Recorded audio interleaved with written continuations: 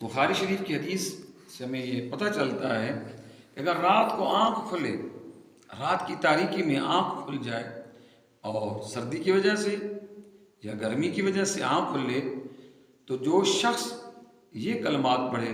لا الہ الا اللہ وحدہ لا شریک لہ لہ الملک ولہ الحمد وہو علی کل شیء قدیر، سبحان اللہ والحمد للہ ولا الہ الا اللہ واللہ اکبر، تو جو شخص یہ کلمات پڑھے، جب اس کی رات کو آنکھ کھل جائے اچانک، پھر اللہ تعالیٰ کی بارگاہ میں جو بھی دعا مانگے، جائز دعا، تو انشاءاللہ العزیز اللہ تعالیٰ عز و جل اس کی دعا کو ضرور قبول فرمائے گا۔ تو اس لیے جب رات کی تاریکی میں آپ کی آنکھ کھلے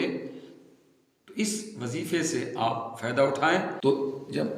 رات کو آپ کی آنکھ کھلے تو یہ جو حدیث مبارکہ ہے اس سے آپ فائدہ اٹھائیں اور رات کو یہ کلمات ضرور پڑھیں اور اس کے بعد اللہ کی بارگاہ میں دعا مانگیں۔ انشاءاللہ العزیز اللہ تعالیٰ آپ کی جائز حاجات کو ضرور قبول فرمائے گا۔